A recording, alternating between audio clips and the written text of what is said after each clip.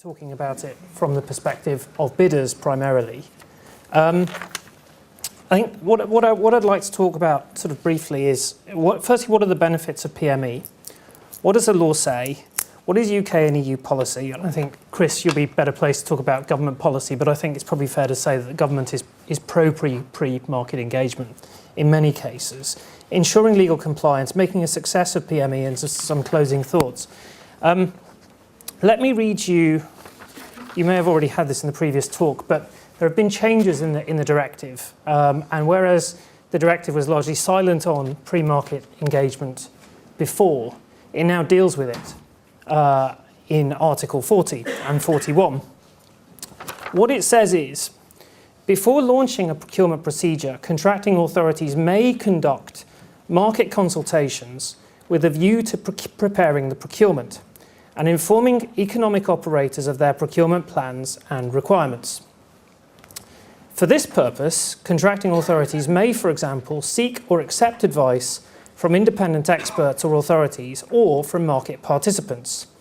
That advice may be used in the planning and conduct of the procurement procedure, provided that such advice does not have the effect of distorting competition and does not result in a violation of the principles of non-discrimination and transparency. So straight away you see that the new directive is highlighting the possibility of using pre-market engagement and saying that there could be value in doing it in appropriate circumstances.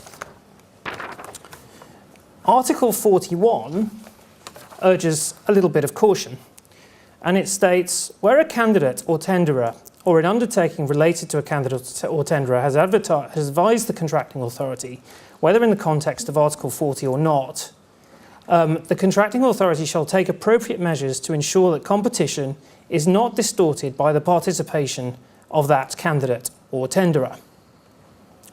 So it's saying that it's recognising that there could be a problem, because if you've been involved in contact with the procuring authority before the procurement has begun, before the PIN or before the ODU notice has been issued, there is a real possibility that you could influence the shape of the procurement that follows, and that competition could be skewed in your favour. So the article goes on, it talks about how you can remedy this potential problem and this potential conflict of interest or skewing of competition. It suggests that measures to be taken to remedy this could include the communication to the other candidates and tenderers of the relevant information exchanged in the context of the pre-market dialogue, so that basically you just come clean and say, well, this is what we've been talking about, or the fixing of adequate time limits, so to give people equivalent time to the extent possible for assimilating the information that's been exchanged at pre-market stage, and also the possibility of information barriers. What it says, really what it's doing is it's saying, well, identify there's a problem, identify there could be a conflict or the provision of an advantage to someone who's going to participate in the procurement. And where that's the case, then take measures, proportionate measures, to address that and to remove that advantage. It says then, as a last resort, effectively, that the candidate or tenderer concerned, the privileged one, shall only be excluded from the procedure where there are no other means to ensure compliance with the duty to ensure the principle of equal treatment. So it's an absolute last resort, but in some circumstances that may be necessary. Now this to me as a practitioner is not new. I've come across situations where, I was talking specifically about the possibility of conflict of interest and the fact that some tenderers may have more information than others. To give some examples, I mean, I've come across situations where, for example, there has been a secondee to a procuring authority from a bidder who's been drafted into the evaluation process, and then all of a sudden you realise, oh gosh, there's a bit of a problem here because that secondee may well want to go back to his employer and have a good relationship. These sorts of problems do arise, but they can be resolved. They can be resolved, for example, by removing that individual from the evaluation panel or having information barriers in place. In most cases, you can find a solution, you can find a practical solution. So what I want to illustrate by drawing your attention to this is this sort of problem, yes, it exists, but it isn't prohibitive, and it is, you know, they can be overcome, these problems, in many circumstances. Now, to talk a bit about the benefits and why, particularly from a bidder's perspective, I think pre-market engagement is a good thing. I'd refer to an article written by a good friend of mine, Neil Southwell. Neil, Neil may be known to some of you in the audience.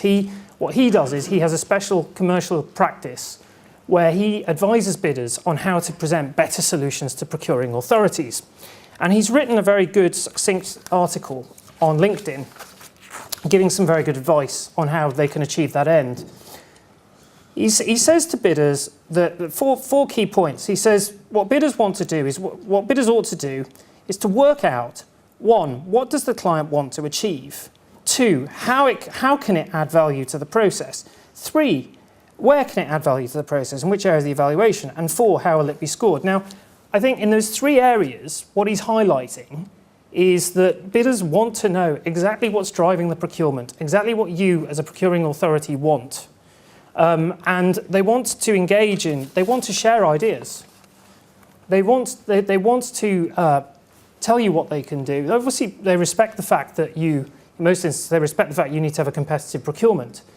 But just the sharing of ideas and assisting you in setting specifications that are proportionate and relevant and tracking really what you want to achieve, the outcomes that you want to realise as a result of the procuring exercise. Pre-market engagement is helpful for that. It's also helpful for the bidders in the sense of ensuring that the procurement is not unduly long and does not take up too many of their resources. I think Chris will say that I think the government has been concerned that there's been an overuse of competitive dialogue historically, and also that competitive dialogue has not always been used appropriately. That sometimes it's used to kind of help buyers draw up specifications in the dialogue phase, and that's not what it's there for.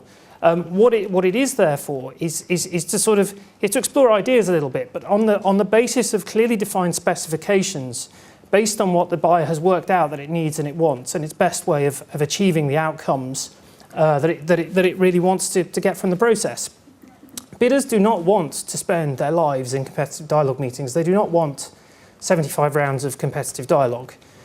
They want clear, streamlined, transparent procedures which highlight what you, the buyer, want and how they can help you and how they can add value to their process. And I'd suggest this is a virtuous circle, because if you can produce documents that can achieve that aim, you'll get better bids, and the buying process will be more suited to your aims and more efficient.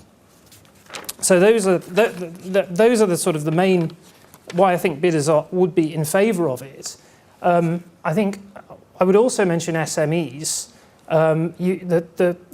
Marta will have talked, I think, about the new need for buyers to really consider breaking down procurement into different lots. And I think this again, it's important to encourage SME participation, that you don't have these enormous contracts which no SME could approach.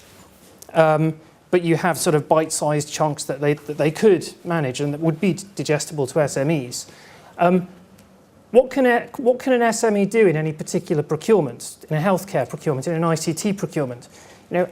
I don't think it's reasonable for you, a buyer, unless you're a very experienced buyer, and certainly not on a first-time procurement for a subject matter you've not approached before, to know what an SME could manage. And I think you've got to talk to suppliers to know that in order to sort of structure it so that you're not discriminating against SMEs or other classes of buyer.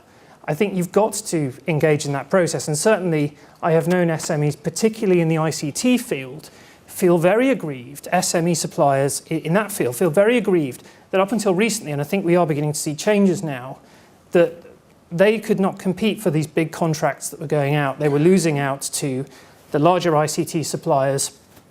And we even saw the Office of Fair Trading, which is now the Competition and Markets Authority, actually look at this as a competition issue, as a competition policy issue, because the barriers to entry for that particular market were just too high for SMEs.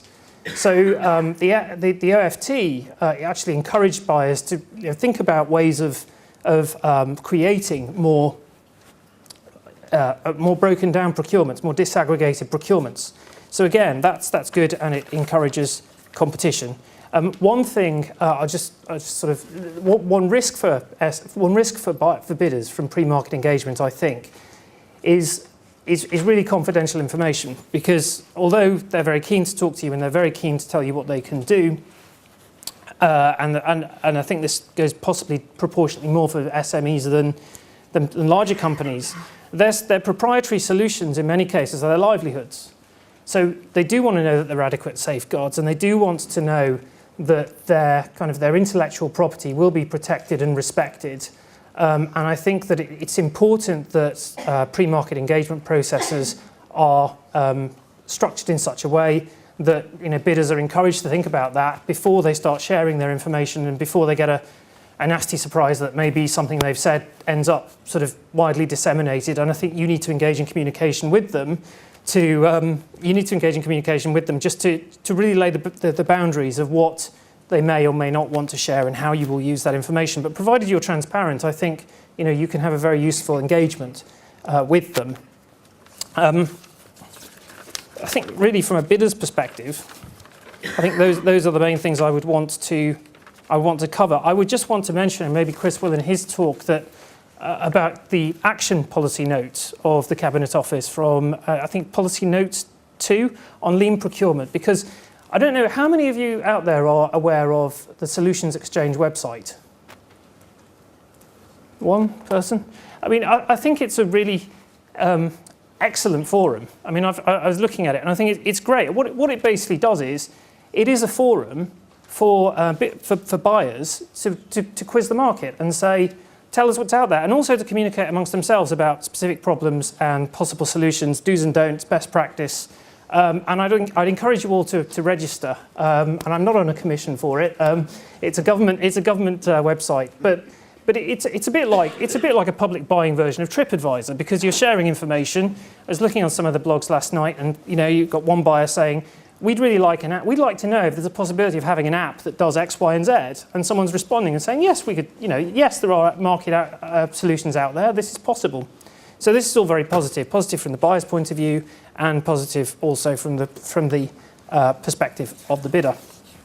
So there we are. I think that covers most of what I want to say from a bidder's perspective, and look forward to taking any questions afterwards.